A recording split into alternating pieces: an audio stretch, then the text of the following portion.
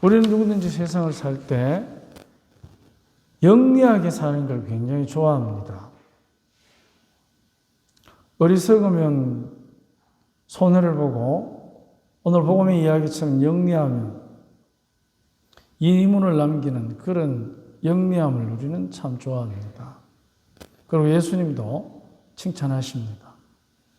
근데 한 가지 우리가 구별해야 될 게 있습니다. 영리한 것과 영악한 것은 다릅니다. 어떻게 다르냐? 같이 한번 강문 홍보를 봅시다.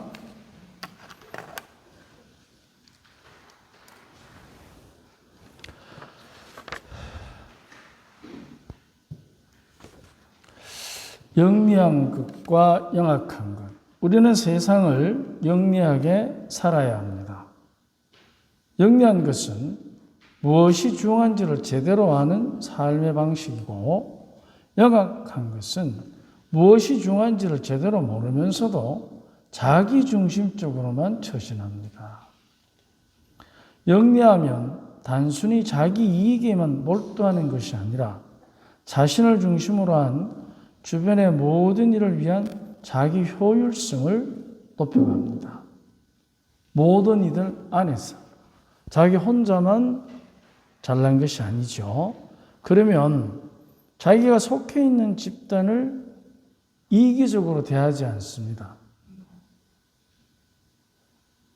우리는 우리 가족들을 이기적으로 대하면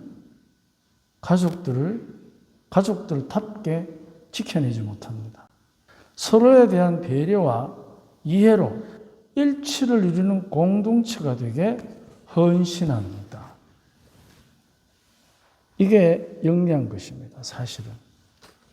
근데 영악하면 판단을 자기중심적으로 하기 때문에 자기를 중심으로 한 이익에 중점을 두고서 겉으로는 공동체를 위한 척을 하게 됩니다. 그러면 그 구성원 하나하나를 대의명분을 내세워서 개인들을 통제하려 합니다. 우리 가족들을 위해서 당신은 어떻게 해야 되고, 자녀들은 어떻게 해야 되고, 나는 어떻게 해야 되고, 그래서 스스로를 이제 절제하는 것이 아니고, 즉 서로가 서로의 순기능을 하는, 그래서 서로가 서로에게 사랑의 호흡을 맞추는 절제가 아니고 명분을 내세워서 우리 가족은 남들이 보기에 서로가 화목해야 되고, 자녀는 부모에게 순종하고 부모는 자녀를 사랑으로 대하고, 이런 여러 가지의 겉으로 드러난 대의 명분을 가지고 통제하기 시작합니다. 절제와 통제는 큰 차이가 있습니다. 절제는 자발적입니다. 그래서 영리한 사람은 자신도 함께하는 공동체 구성원도 자발적으로 나서게 절제하게 합니다. 하지만 영악한 사람은 자기 이익이 먼저이기 때문에 그 이익을 자기가 생각하는 대의명분, 거기에 끼워 맞춰서 이렇게 저렇게 해야 된다는 명분에 의한 타의적 통제를 가하게 됩니다. 그렇게 되면 그 구성원들이 울부짖습니다. 가만히 있지 않습니다. 힘들어하기 때문에.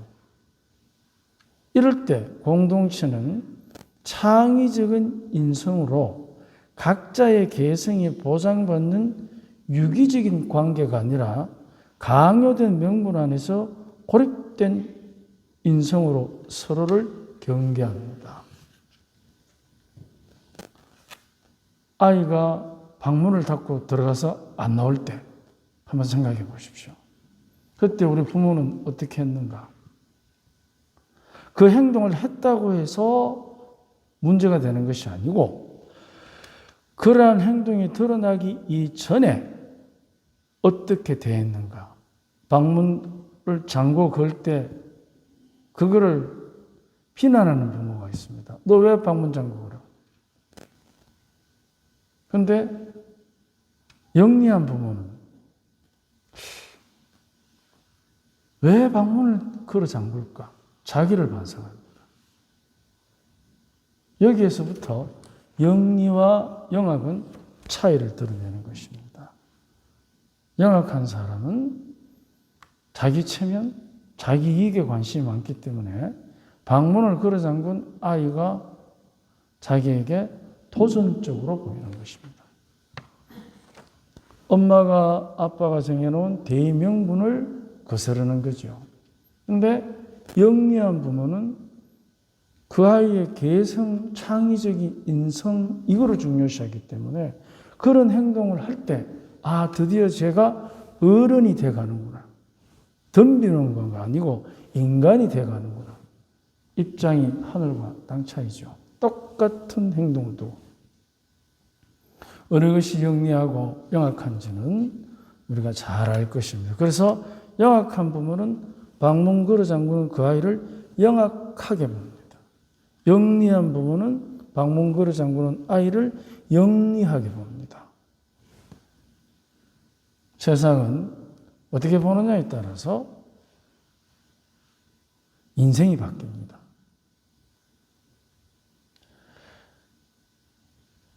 자기 중심에서 벗어나 헌신적인 삶을 지향하는 삶과 자기 중심에 갇혀서 자기밖에 모르는 삶 중에서 누가 더 자기를 자기답게 드러내고 구성원 각자가 존중받으면서 행복한 공동체가 제대로 발전할 수 있겠습니까? 자기다워야 우리 가족답습니다. 우리 아이다워야 우리 가족답습니다. 그런데 대의명분으로 억압하기 시작하면 남의 아이 같습니다. 남의 가정 같습니다. 잘 아시죠? 경험들 있죠? 우리는 그러한 반복되는 긍정과 부정의 과정을 거쳐서 참다운 가정이 되는 것입니다. 예수님께서 불의한 집사를 칭찬하는 것이 아닙니다. 자기 중심에 갇혀서 자기밖에 모르는 삶 중에서 영리한 것은 불의를 제거하는 노력을 통해서 더 성실하고 진실한 삶의 행복을 누릴 수 있습니다. 야근 청지기에 대한 그 야근 선택을 칭찬하시는 것이 아니라 뒤이어 나온 9장, 10장, 12절에 보면 명확하게 답이 나옵니다. 이따가 시간이 있으시거든 9장에서 12장까지를 한 번 더 읽어보십시오. 그래서 영리하다는 것은 불의함을 경계하는 의미를 담고 있습니다. 그래서 야간 청지기가 스스로가 영악했기 때문에 결국은 착각을 하게 되는 거예요. 앞부분에 보면은 이런 말이 나옵니다. 3절에 집사는 속으로 말하였다. 주인이 내게서 집사 자리를 빼앗으려고 하니 어떻게 하지? 집사 자리는 주인이 줍니까? 스스로 차지합니까? 주인이 주는 것입니다. 그런데 빼앗긴다는 표현은 이미 이게 누구 거라는 거예요? 자기 거라는 거예요. 그러니까 이미 불의한 집사가 가지고 있는 생각 자체가 현실적이지 못한 거예요. 비현실적인 겁니다. 왜냐하면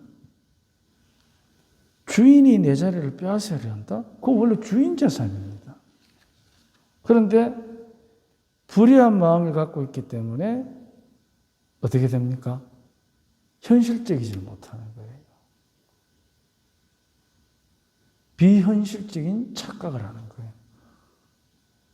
그래서 그 강문원구 옆에 보면 영리하면 탐욕을 부리지 않기에 기대보다는 있는 그대로의 현실에 몰입하지만 영악하면 탐욕이 만들어낸 비현실적 기대가 실망을 조작하고 불만을 갖게 합니다. 이 불만은 반드시 비난과 대립을 일으킵니다. 나아가서 기대라는 비현실을 갖고 있기 때문에 탐욕이 만들어낸 비현실적 가상적 현실, 주인이 내 자리를 빼앗으려 한다는 거죠. 그렇기 때문에 여기에서부터 오는 불만이 비난과 대립을 넘어서서 사기를 치게 하는 것입니다. 우리가 주님께서 말씀하시는 이 영리함, 그것은 사실은 주인까지도 속아 넘어가는 불의함을 촉발할 수 있습니다. 영악하기 때문에. 하지만 주님께서 우리에게 당신이 하느님의 자녀들답게 영리함을 주시려고 주시는 당신의 손길 속에는 참된 진실, 영리함이 숨어 있습니다. 그것이 주님의 선물입니다.